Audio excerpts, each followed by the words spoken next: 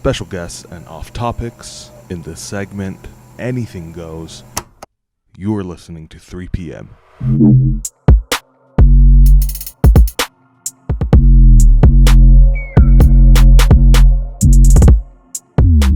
All right, guys, we have the specialist of guests, my beautiful, lovely younger sister, Heather. This all started because I gave her a call one day. I was driving across Portland. I was stuck in traffic, and I was like, I just want to talk to my sister. So I called her, and her and I went down a rabbit hole, and we talked for like 2.5 hours. And she was just telling me all these things, and the way she was telling me and her ability to remember things and stuff, I was like, dude, can you call us sometime and just tell us on pod? And she was like, sure, yeah. Just like give me a day heads up and I'll do my best. So that's what's happening right now. She's going to break down a super famous, crazy case and kind of go over some of the crazier details I didn't previously know. So you guys might be familiar with this case, but we'll see if you know all the crazy details. So Heather, what's up? How are you? Hey guys, and hey listeners. Like Charlie said, my name's Heather. But first of all, I just want to thank you guys for having me back on. 3 a.m., you've been really good to me. So thank you for this opportunity. Always. Cool. So let me ask you guys first, how familiar are you guys with this case? Can you kind of preface it first? Like which case? Sure. Yeah, like Sean doesn't even know. Okay. So the case that we're talking about tonight is going to be the case of Elisa Lam. She's a 21-year-old girl from Vancouver, Canada, who took a trip to California and goes missing in LA. I would say surface level familiar. Okay. I've seen the watch mojos on this. Nice. Very cool. So I basically took copious notes last night. So I pretty much know everything from the docuseries that's listed on Netflix. So I'm not, an expert in the sense that I didn't follow this case very closely or anything, but I am pretty familiar with the docuseries at least. So I can answer some questions if you guys have questions throughout it. She knows more than us, and that's all that matters. Okay, cool. Sweet.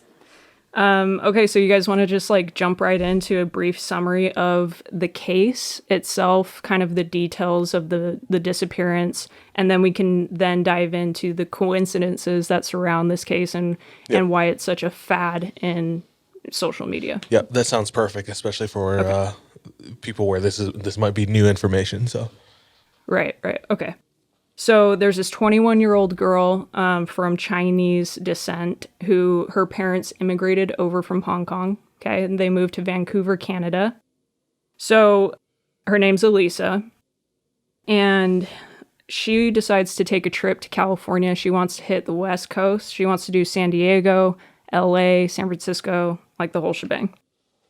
And so she does her San Diego part. She heads up to LA. She stays at the Cecil Hotel. So the history of that hotel is pretty infamous in itself. And we'll get into that a little bit later of how many crazy things have happened at this hotel and why it's kind of the most haunted hotel, definitely on the West Coast, but I don't know about the world. But anyway, so she's staying at the Cecil. She goes missing about 20 days after she's missing. She's actually found in the water tanks system of this hotel. And so this is at a time in the world where web sleuthing viral videos are just kind of blowing up. Not to say that web sleuthing started at this time, but it's ramping up to become more popular. And so the public has a huge part in this case because people got attached to, the missing person report. And not only because of web sleuthing in itself, but they got attached because of this bizarre video that was that was posted on the LAPD website. And this video is the last known video of Elisa Lam's final moments of life. And she's acting, some would say, pretty bizarre in this video, and it's about a 4-minute video. So the public just goes haywire and really wanting to know the details and solve the mystery, essentially. Real quick, you guys have both seen the video? Yeah. Yep. if you're listening to this and you haven't seen the video, it is 100% a must, but do at your own discretion because it is truly creepy. It's Yeah. bone chilling. It is such a weird experience to watch, and like she's not acting like, to me, what seems like irrational or like, Oh, definitely not. it seems almost possessed, almost paranormal. It's so creepy. To me, it seemed paranoid. Like it almost seems like she is. You know the part where she starts like bending her hands and like putting them above her head, like Yeah, that's not just paranoid. There's something else happening. I don't remember seeing that part of the video. Oh, should we watch it real quick? I mean, No, let's. No. we'll watch it. We'll watch it later. I'll I catch agree. up. When I I- only remember the part where she goes in the elevator and like is looking out, like she's like being followed. Yeah, I don't remember anything about like. dude, you got to watch the whole 4 minutes. Okay, maybe I'm like that. DJ. No, I was just reiterating like the feeling it caused when I watched it. I remember checking my surroundings. Seriously. Yeah, Like making sure I was safe. So it's truly something to behold. and I don't know if you were gonna cover this, sis, but one of my favorite details is no one realized anything bad had gone on until they started complaining about the taste of the water. Yeah, absolutely. That's a huge part of this case. Were you going to cover that later? Yeah, we definitely can. I mean, we could even talk about it right now. Sorry, I'll let you do your detail. thing. I'll let you do your thing. No, it's totally fine.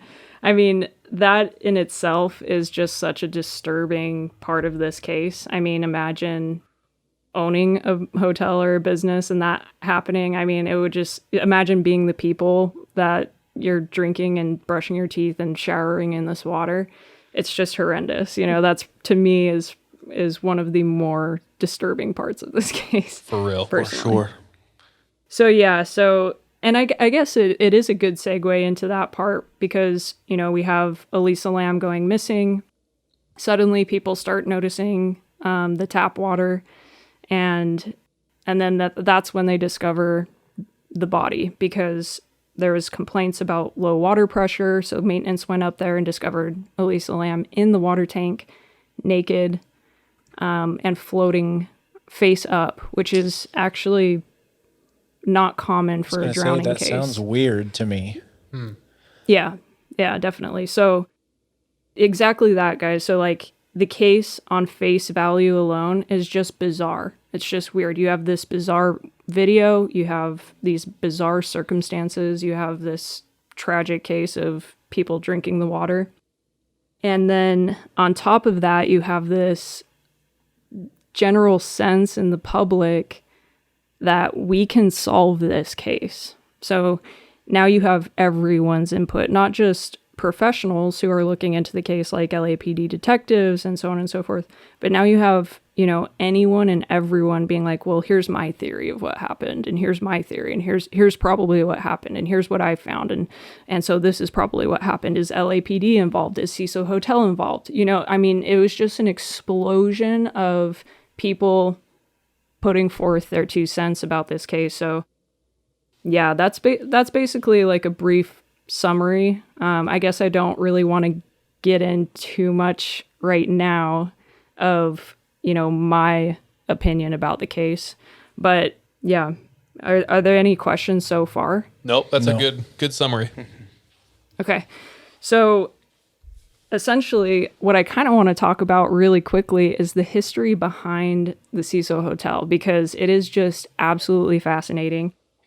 And so let's talk about the Cecil right now. Right now it sits in downtown Los Angeles, and it is pretty much in the middle of Skid Row. So Skid Row is 56 blocks in Los Angeles of modern day Wild Wild West, which is 8 to 10,000 homeless people. And Skid Row's been around for over 100 years. So they had, in this docuseries, they had a bunch of professionals speaking to the history of Skid Row. And in my opinion, aside from Elisa, the star of the show is Dr. Doug Mungin is his last name. and he's a Skid Row historian. He was absolutely fascinating. But, you know, he goes to describe the kind of danger that Skid Row really faces every single day and every single night. Like you walk out into Skid Row and you're talking like rows and rows and rows of homeless camp. And this isn't to pass judgment onto the homeless population at all. This is record keeping of what happens in Skid Row. I mean, it's daily rapes, it's daily murders, it's daily drug overdoses. So it is a pretty dangerous area that the Cecil is located in currently. And then... Dude, there's highlighter and you are more prepared than we have ever been. For any episode. Yeah, I love it. Dude, I'm not joking you. I have like 7 pages worth.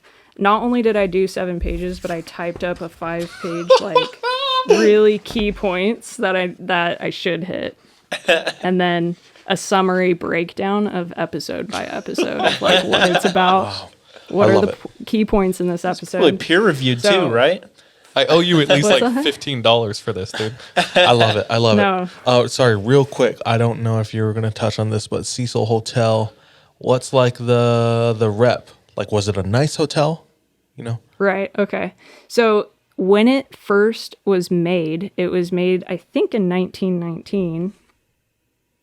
Yeah, in 1919, there is one of the biggest industrial booms in the world in downtown Los Angeles. This is where, you know, Hollywood's starting to become a thing and everything like that. So when the Cecil was made, it took $1 million at that time to make it. And it was like this really high-end, fancy, schmancy hotel. That was the original view for the Cecil. Then the Great Depression hits. It starts turning into a hotel and an extended living situation where people can pay really dirt cheap money just to stay there for long periods of time. And so that's really where its purpose changed dramatically. It goes from this grand, beautiful thing to this dump of a place in the Great Depression. But as far as the history of why the Cecil is super haunted, there's just a ton of tragedies recorded at this place. Starting, I think the earliest was in 1931, is the earliest reported suicide. 1934, this person slashes their own throat in one of the rooms. 1962, this woman named Pauline jumps out of a window, and she actually hit someone on the way down. 1964, there was this lady, they called her Pigeon Goldie. She was attacked, raped, stabbed midday in her room. Then the 1980s, Skid Row becomes tougher. There's more extended living stay there. So, I mean, you're talking $2-3 a night to stay at the Cecil. So they had this character in the docuseries who basically has lived on Skid Row for over 30 years and stayed at the Cecil all through, you know, late 70s through the 80s through the 90s, right? And he was describing, I never went past the 6th floor because that's where all the murders happen. That's where you could get tossed out a window, like whatever. So it just becomes a real tough place. And then obviously in the 80s, the most famous, you know, scary thing about the Cecil Hotel is that the Night Stalker would stay at the Cecil. So Richard Ramirez, when he was terrorizing Los Angeles, you know, he would stop in the docuseries. It stated he would stop in the alleyway, remove his bloody clothing, walk 14 flights of stairs in blood-stained underwear up to his bedroom where he was paying $14 a night. And everyone's just like, oh, there's Rich. Yeah, no one said anything. No one just blinked an eye. They just let him do his thing because you're talking about Skid Row. You know, this is like you're seeing crazy stuff every single day. So Richard Ramirez stayed there. Another famous one that I didn't really know the history about was in 1991. This journalist from Austria decides to stay at the Cecil. Now, Jack Underweger is his name. And he was committed for rape and murder on multiple women in Austria. Then he ends up getting released. So he goes to Los Angeles. Immediately, the murders stop in Austria and start back up in LA. Sus. And his target was sex workers. So he was a journalist. So he even arranged these ride-alongs with LAPD to learn about the red light district. He would take multiple sex workers up into his room in the Cecil, rape, stab, murder, strangle, torture them. So there's just kind of this ominous presence of pain and suffering and haunting, I don't know, around the Cecil itself. It's a creepy place to be. You know, I've been inside the Cecil before, I think twice. And it's just like, just knowing what's happened here is just, it's worse than a graveyard, right? Because at a graveyard, yeah, there's a bunch of just bad juju soul-wise, you know, for multiple souls being there. But being in a place where you know so much destruction has happened, it's just, it's a different level of like heaviness, you know? For sure. Yeah, if any place has bad juju, it's the Cecil. Yeah, definitely. So, yeah, that's kind of, does that answer your question, DJ, of why the Cecil kind of has this like reputation? I didn't even know what the rep was to begin with and Oh, how okay. it evolved over time. So They did just release a Cecil Hotel documentary on Netflix too. That's what Heather's referencing. That's what she's. That's what you're like talking about? Okay, cool. Yeah, it's a 4-episode docu-series, and it's called Crime Scene, The Vanishing at the Cecil Hotel, in case any of the listeners want to go watch and haven't yet. I do highly recommend watching it, though, because it's only 4 episodes, and it's super educational. Like, you know, when we were talking earlier before about how the video made you guys feel and kind of what you remember about this case, is pretty much what the rest of the general public feels without knowing all of the facts about this case. You know, once you kind of understand what happened here, then things can kind of get easier to take in and understand fully why it may not be such a creepy thing. I know that's not the best for this podcast, but I'm like, no, that's just my Say it's personal haunted. opinion. Yeah, I definitely think that the Cecil's haunted, but I'm not sure if it's a paranormal experience. It very well could be actually some paranormal factors in the night that she went missing. There's no doubt about that. She actually got off of the elevator on the 14th floor, which is interesting because that's the floor that Richard Ramirez lived on. So, I guess we can just talk, or I can tell you guys about some of the crazy coincidences surrounding this case. Please. Yeah. Wait, just to preface a tiny bit. So, Yeah. she goes missing. People start tasting this brown water. They go open the tank. They find her body, and they have no idea what really happened. Then the security footage gets released, and they're like, "Okay, what's going on?" Right? And so, Exactly. what do you know at the time? The official statement was just like she killed herself. So that, I guess that's not the official statement. The official statement is that her death, at first they were kind of toying, is it an accident or is it undetermined? Right? Because we don't really know what happened here. So that would make one believe that it's undetermined. But in the end, they actually ruled it an accident due to drowning. Even though there weren't the common signs of drowning in the autopsy, which is inflated lungs, foam within the air pipes. She was found face up, right? Not Which common. Normal drownings, people are found face down. Who was running this autopsy?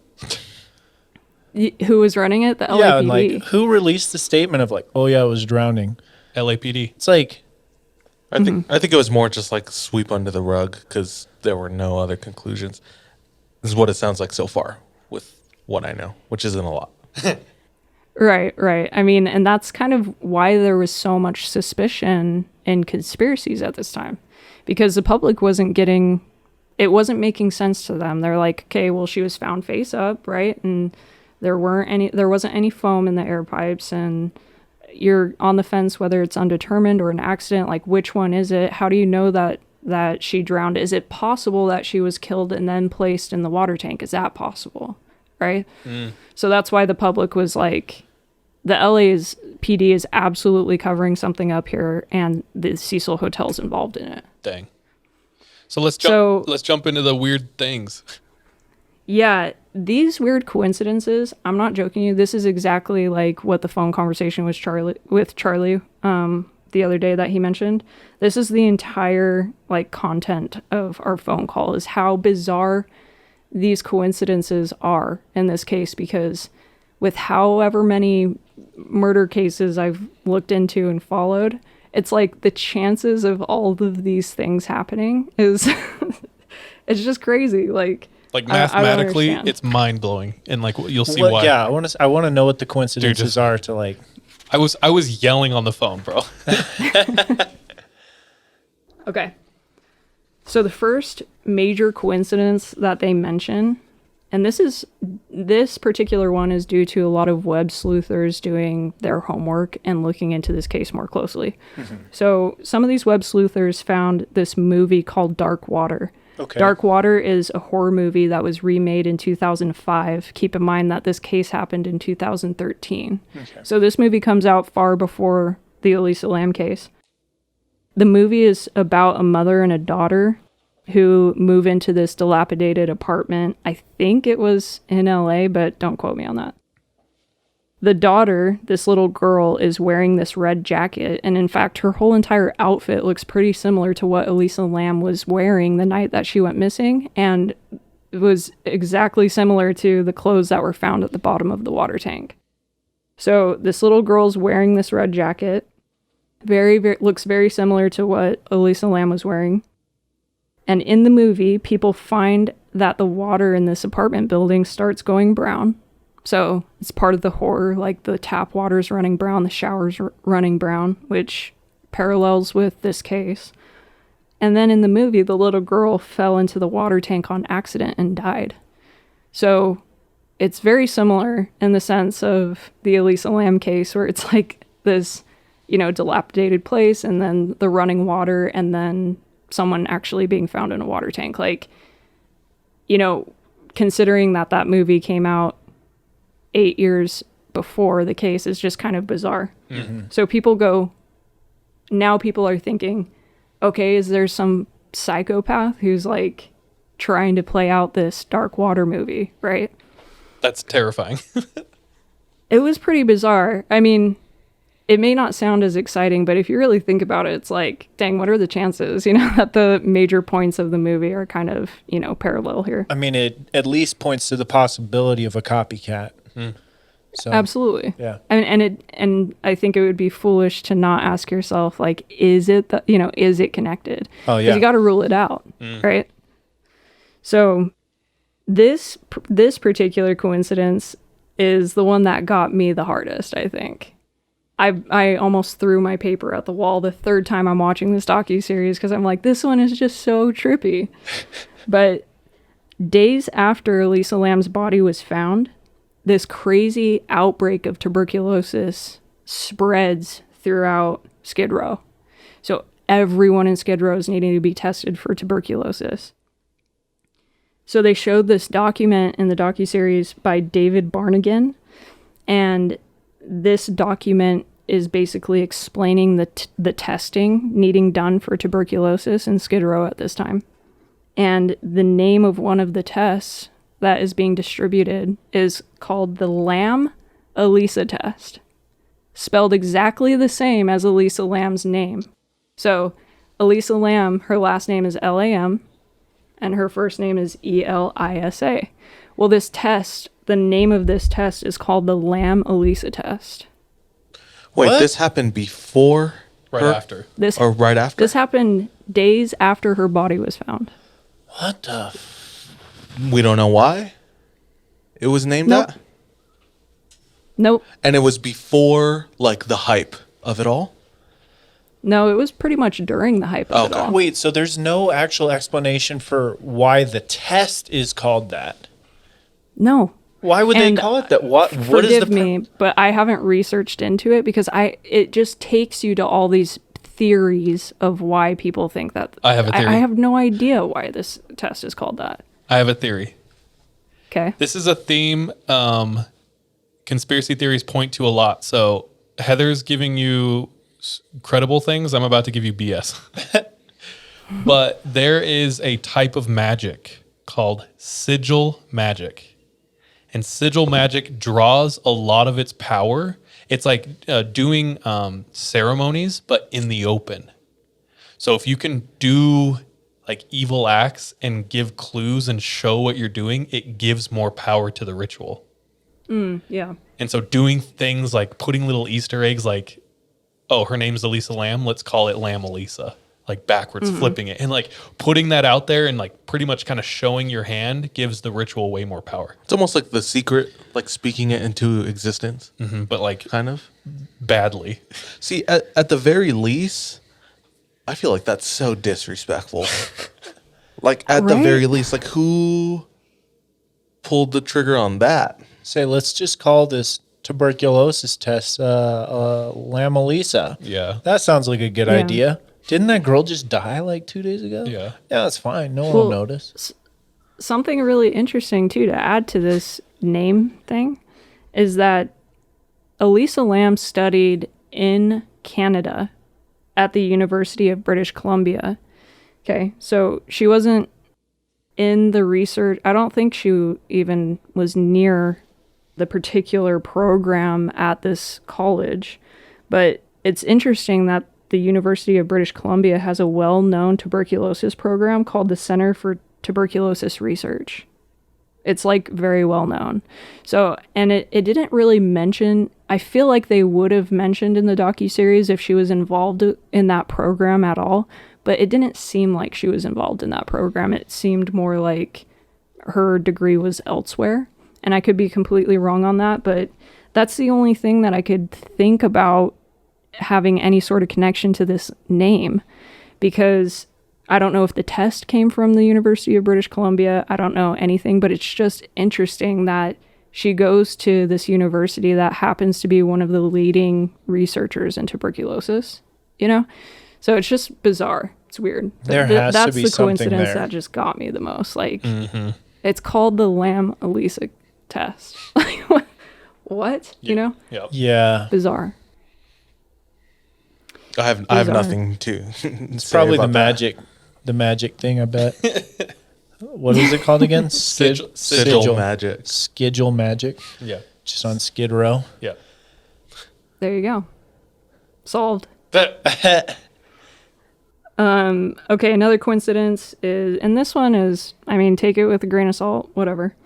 The Last Bookstore. Okay, that is the name of a bookstore in Los Angeles. On the day that Elisa Lam went missing, she visited this bookstore and purchased a few books. She was afraid that she wasn't going to be able to carry these books, like they were going to be too heavy. So 2 employees from the bookstore hand-delivered a box of books to the Cecil Hotel. The cops thought it could be a lead at some point. It wasn't. But web sleuthers were like, okay, well, if Elisa Lam was there on the last day, let's check out this bookstore and see if there's anything fishy with it. So they get on their website, they go to the registrant information section, which is like a registry essentially of everything. They find this zip code, okay? They type in this zip code to Google Maps and it leads them to the cemetery where Elisa Lam was buried. Wait, What? So where's this zip code found? Yeah. Trace that back one more time. this zip code is found literally like on a registry list on the website. So you'll have to watch the docuseries to actually see the page. It just has a bunch of registry information, which means it's registered tabs, right? So it could be a purchase. And if it's Elisa Lam's purchase and she gave that zip code, right, then it could be in the general area of where the cemetery is. It's just interesting that when you're on the website and you copy and paste that specific zip code, it pops up the exact address for the cemetery that she's buried at. That is a Right. little weird. I see what you mean by It is take it with a bizarre. grain of salt. But So it could either be, well, it's the same zip code as where she lives, but why would it pinpoint you exact? Like it pops up that little red Like teardrop thing, within the right? cemetery. Exactly on the cemetery. That's weird. So- Google knows, dude. that- They were behind the TB test. Google did it. definitely, Right? definitely. I mean, Google's involved, LAPD, Cecil Hotel. It's all mean, a the big list goes on and on. conspiracy. For real. So being at the Cecil itself is kind of a coincidence because we were talking on, the history of the Cecil and its bad reputation. So it's like, of course it's at the Cecil and nowhere else in LA, right? So even just simply being at the Cecil, that's a coincidence in itself. Okay, this one's interesting. So it's just by coincidence that this guy from Mexico has a stage name named Morbid. So he's a hard death metal musician and his stage name is Morbid. Well, he has a few songs. So he stayed at the Cecil. So web sleuthers were like, let's look at any video that people have on the Cecil Hotel and see if we can find out anything about a relation to Elisa Lam. So they find this guy named Morbid. He's like videotaping himself inside the Cecil. He's like, yeah, what up? I'm staying at the Cecil. And so people start looking into this Morbid guy. And he has this song that was released a few days after Elisa's body was found. And the basis of this song is that a woman is running for her life throughout the entire song, and then eventually and ultimately she's captured, tortured, and murdered, right? So people go mind explosion because that video kind of, it can, like Sean mentioned, it can seem like she was paranoid. She was paranoid about being chased, right? She's looking outside of the elevator door, like left and right, and she's like hiding in corners and just seems very scared. So people are like, why is this Morbid guy who stayed at the Cecil releasing this song that this girl's running for her life and then is ultimately murdered, right? It's the original so they Who start I looking Smoke. into other songs. This other song, this one's pretty weird. He has these lyrics in this song that says, I'm thinking China, okay? Which, Elisa Lam's Chinese. And the whole song is about a girl drowning. So he basically has like a part in one of the verses or whatever where it's like, I'm thinking China. And then the whole rest of the song is like, she drowned, like water in her lungs and like all this crazy stuff. what does where it's the like- I'm thinking China line have to do with? Elisa's Chinese. Yeah, she's like full Chinese. So then we're saying he wrote this song about her? Maybe he's just talking capitalizing about, like, if- on the situation to try and like gain notoriety. That's what I think Yeah. of when it comes to that guy specifically. I know Elisa Lam's Chinese, but it's like assuming that he wasn't like tying this song to her. Like, what did that Chinese line have to do with the rest of the song? Yeah. Yeah, and keep in mind, guys, this is in 2013, which is totally different than 2021. Even in 2013, when viral videos are like, still somewhat new and everything. I mean, it was shocking to a ton of people to see someone like Morbid being so open with his choice to be who he was with the darkness, and that's my opinion. And when you watch this docuseries, you're kind of in that feeling already because you have, you're just in this time zone that they set you in. And I think why it was disturbing for people is because, they're doing the research and they're like, Morbid's connected to the hotel. Morbid has these crazy lyrics. He must be involved because Yeah, who would do there's that? something bigger going on here, right? The subject matter per se isn't surprising to me when it comes to like a death metal or black metal band. Like they be talking about that subject matter all the time. Yeah.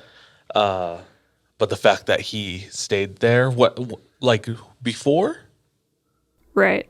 her? So How long before her? A year. Okay. Oh, So he wasn't A checked year. in when she disappeared? He was not, but people didn't make that clear when they did their web sleuthing on him. You know, they took that little bit and they ran with it. Yeah. The reason why I put it in the list of coincidences is because it's like, what are the odds that he releases a video a few days after Elisa's body is found of a, you know, like what are the Drowning, odds? Like China, the timing of it. Running It's away. just like, yeah. it's a little sus. At the very least, it's a coincidence. yeah. And it's just interesting because it's like, if he had chosen to put that video out a few days or a few months later even, it would be like, it wouldn't be as much of an explosion as it was. Sure. Right. So it's just unfortunate that that's the coincidence, because I'm not going to say poor Morbid, because quite honestly, it's like, yeah, he had some shitty things happen to him, but whatever. This isn't about Morbid. Yeah. But the web sleuthers went after him like crazy. Like, I bet. if you come back to LA, we will fucking kill you. Kind of shit. You Yeah, know? witch hunt is real online Oh, and yeah, yeah. doxing. Yeah. So Yeah. He got wrecked. So that's unfortunate. Okay. Another coincidence. It's not the craziest thing in the world, but it's just another coincidence. The autopsy report. So Dr. Tovar, he accidentally marks on the autopsy report could not be determined. So there's this section in any autopsy, right, that says manner of death. You have to state Right. the manner yeah. that they died. He marked could not be determined. And then there's a mark underneath it that says error with the date 6/18/13. Next to that, he marks accident by drowning. And the date on that X says apparently 6/15/13. So people go crazy about this because they're studying this case like real time, and I mean, they're going over every single inch of what the LAPD releases because they don't trust the LAPD. So they're going through this autopsy and they're like, why would you mark could not be determined on 6/18? Say it was an accident, but 3 days earlier you marked accident by drowning. Like, which one is it? It just further proves that you guys are just sweeping something under the rug, right? Yep. That's It comes to definitely- find out, though, you come to find out that if you really zoom into that date, it says 6/18, not 6/15. I can see how people would think that it says 6/15. The pen must have gone out or something, you know, while he was making this like loop. But I think it says 6/18. Other people would disagree with me, but it's a coincidence because like it's just funny how all these little things happened that are big deals because it was one of the biggest cases in our time, right? Yeah. So it's like, what are the odds that he just was human that day and accidentally made that mistake, and the pen happens to go out during his loop, and you know what I mean? And it's just blown out of Yeah, proportion. it's like, what are the odds with that happening at the same time as all of these other coincidences happening that is making it so much more concerning? Yeah. Yeah, absolutely.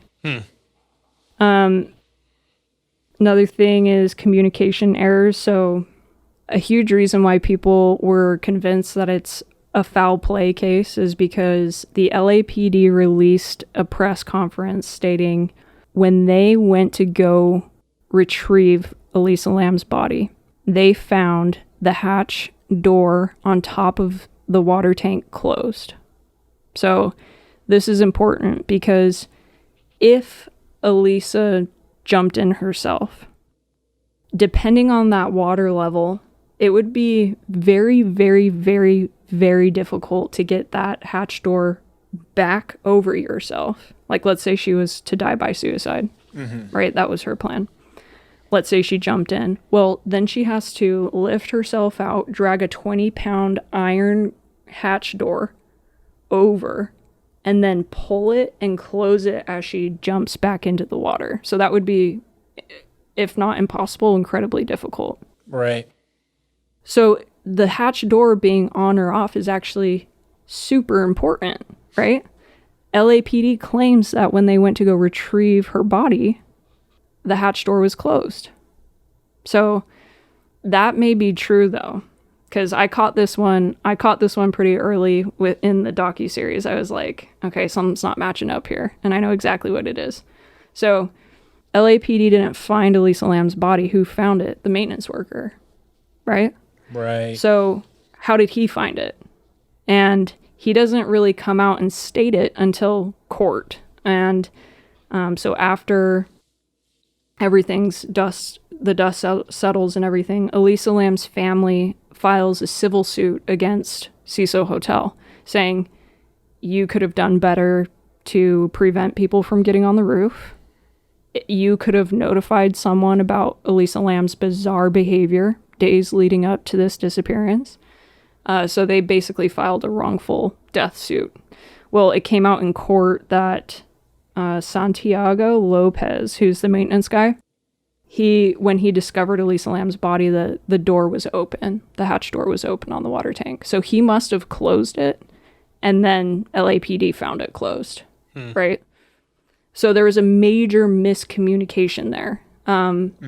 It seems pretty simple, right? Like, when the press or when web sleuthers or whoever are going crazy saying, the hatch door was closed, oh my gosh, that means foul play. The LAPD should have been like, wait a minute, was the hatch door closed? Because we didn't find the body. It seems like they should have been like, Addressed it. Santiago, what was the hatch door when you found it? And he would have said, open. And then they could come out and say, hey, we misspoke in the press conference. It was actually found open, and they could have squashed that one. But it's just a crazy coincidence that all of these miscommunication errors from LAPD caused them to be the number one suspect in the public's eyes, essentially. Yeah. It's just like either negligence or, more likely in this scenario, guilt. Yeah. Probably for lazy police work. And no offense to at LAPD, least. but I mean, come on. It seems like a no-brainer. Anyway, those are my major coincidences surrounding the Elisa Lam case. Dark water and the outbreak of TB. I can't get over those. Yeah, those are insane. That outbreak of TB is so wild. Yeah. Like naming the thing after her. That's concerning to me. Like, where did that come from? And her working at a lab that like specializes in TB. That stands out to me the most. I don't know if she worked in the lab or not, but she went to the same university who has the major center for tuberculosis research. Yeah. I guess I kind of want to share my opinion about, why or how Elisa Lam ended up in the water tank. Because that seems to be the leading question still till this day. No one knows. There's no video of it. It's like, was she carried and dumped in? Is it possible? Yes. No. Right? So I just kind of want to share, after watching the docuseries, kind of where I stand on that. Let's hear it. Okay. So something that I learned within this docuseries is actually two major things. One, Elisa Lam suffered from type 1 or bipolar type 1 disorder, right? So that's a pretty severe version of bipolar disorder. So severe, in fact, that people do have psychotic features and display psychotic features when they suffer from bipolar type 1, meaning hallucinations, hearing voices, it's possible for people to experience that when you're bipolar. The second major thing I learned was Elisa displayed pretty bizarre behavior on the days leading up to her disappearance. Some of the cops speak to a few events of what happened that display bizarre behavior. So, for example, one of these cops says, Elisa went out to a live recording out in Burbank, and she was very adamant to get this handwritten letter that she had written to the host. So adamant, in fact, that security had to kick her out and remove her from the property. So the autopsy report showed that there were low levels of the medication she was supposed to be on in her system at the time that they sent in the tox reports, right? So what that told investigators is and also another thing, her medicine bottles that she left behind had more pills in it than it should have. You know, they were able to be like, okay, it got refilled on this date, but there's more in here than the day she went missing. So they were led to believe that she had stopped taking her medication sometime on arrival of LA, and she was supposed to stay in LA for a few days. So she could have very much, already been going through an episode, a psychotic break, days before this even happened, which would kind of explain. And according to one of my favorite people who spoke on this docuseries, her name is Dr. Judy Ho, and she is a clinical forensic neuropsychologist.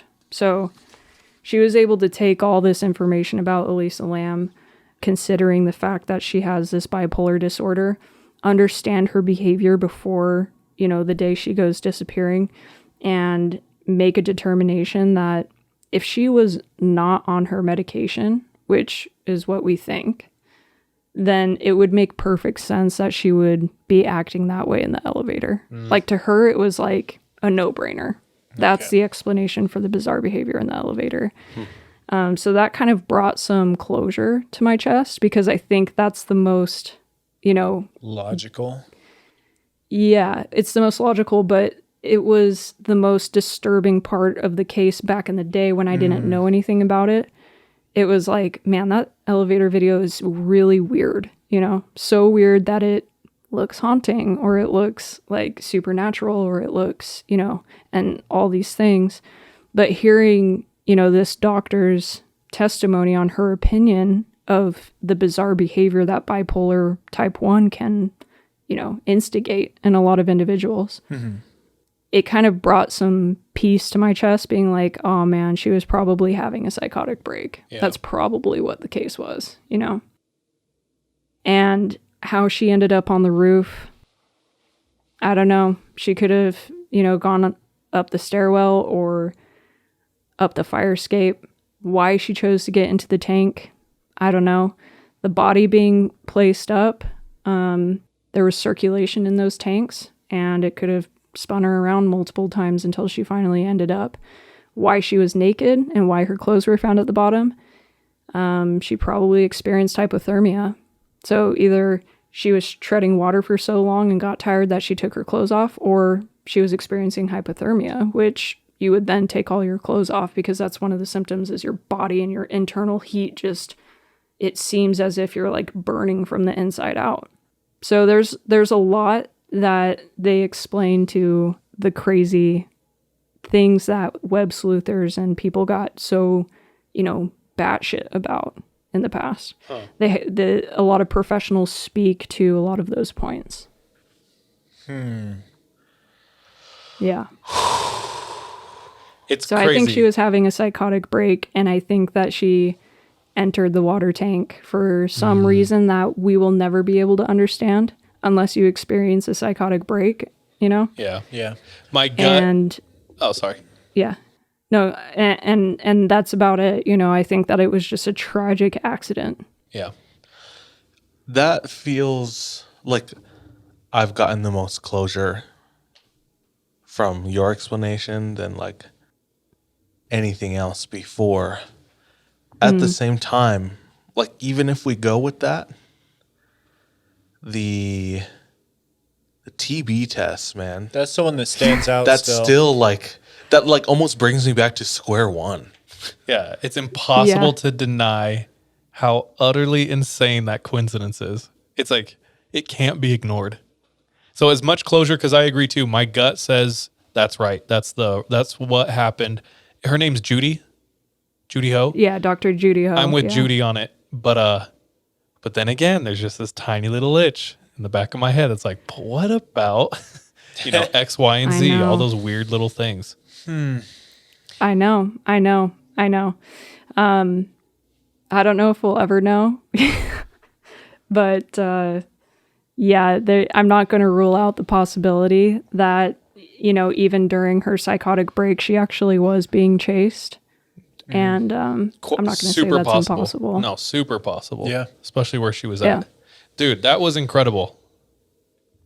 Yeah, I do apologize. I feel like I felt very bad that I didn't have a spooky sense. No, That or is a spooky spooky. feel. Just no answer to at least the TB test is kind of creepy still to me. Now this is exactly Yeah. what we wanted. Yeah. So I just wanted the hard facts. I wanted it broken down. You did an amazing job. Like perfect, exactly what I was wishing and hoping for. Okay. You should have a right, podcast good. for real. I would listen. Oh, thanks. Thank you so much. Yeah. I don't know if I wouldn't even know what I would talk about, honestly, but Well, I but mean, this was really fun. I do appreciate you letting me do this because I feel like it's my my shining moment where I'm like, okay, what are my strengths? And then let's type up 7 pages of notes. And, you know what I mean? So it was fun for me. awesome. Well, honestly, we'd love to have you come on again and share similar type things because I'm too lazy. I'm not going to go in and break it down like that. And I'm not going to do it so eloquently like you did. So thank you for coming on. Thank you for taking your time and preparing throughout the week and stuff. agreed. Oh, no problem. It is absolutely my pleasure. Thank you guys for having me. Any questions before we let her go? I think I'm good. I can't even think of any. My brain is melted. I have a question. Oh, Okay, so this wasn't necessarily like super, super spooky. It was just more interesting. But something that terrifies me to no end, right, is the criminal mind and the mind of serial killers, or what is the turning point that makes people go from I'm a regular citizen in this world to I'm literally going to go take someone's life tonight. yeah. Like that turning point for me is incredibly terrifying. I'm always looking at people being like, you're a weird mother, aren't you? You know what I mean? Like, and sorry for cussing, but I'm like, you're just different and there's something off about you kind of thing. When you could just tell. Yeah. Yeah. And I just really want to know. But anyway, so if you did have me back on, I would love to speak to about something that truly terrifies me. And that would be the mind of, some of these terrible people.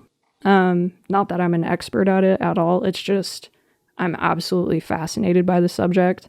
One in particular that I'm thinking of is named Israel Keys. And I kind of have a little joke that he's my favorite serial killer. But that's not to say that I appreciate his work at all. Have you guys heard If that of makes Israel sense. Keys at all? No. I think so. Heather is like broken down Israel to me, and he was like the other thing where I was like, dude, you need to come on and like teach us about Israel. Is he a black dude, cult leader? No. Then no. Okay, don't look anything up in the meantime. Okay. Let Heather break it if down. you see anything on the internet, just move right on past. Dude, it's what Sean, put your phone away. Dude, thank you so much. Anything you want to plug? Anything I want to plug? Yeah, I want to plug my beautiful mother. She's sitting close to you guys right now. And I'm so grateful for her because I'm pretty sure I got a lot of her looks Hey and a yo. lot of her genetics. And I couldn't be more grateful. So shout out to my mom. And shout out to my siblings. Oh, if you guys remember, last time I was on, I believe, I was with my girlfriend, Madison O'Neill, who is the owner and creator of Made Ceramics. So if you look up Made Ceramics on Instagram, you can see all of Madison's beautiful little pottery. Sean, and there's can you a link grab a to mug? her website in the bio. Sorry, say that last part because I was so rude. And there's a link to her website in the bio. Show that right up in the camera. Hold on, try to get 3 it to focus.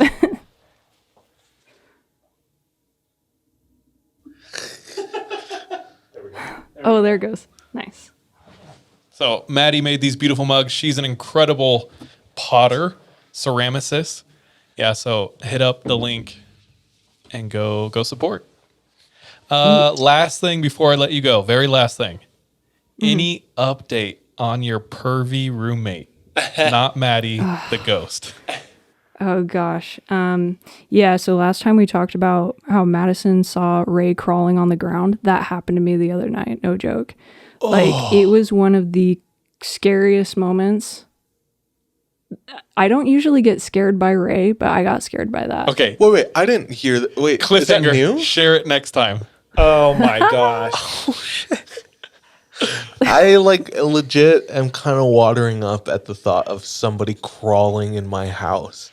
No bueno. Yep. No me gusta, dude.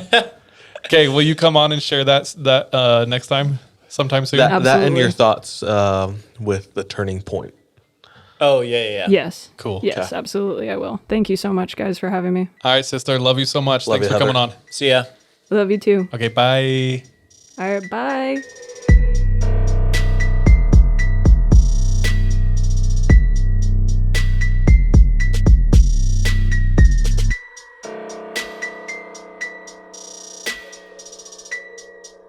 Hey, thank you so much for tuning into this episode of 3 a.m.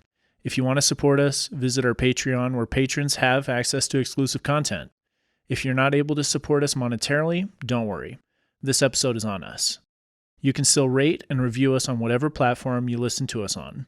It really does go a long way. You can also follow us on social media. Our handle everywhere, including Patreon, is the 3 a.m. pod. Finally, do you have any scary stories? If so, submit them to our website, the3ampodcast.com. We love any audio or visual aids that can help bring your stories to life. So file uploads are welcome with your written submissions. We're anxious and excited to hear from you.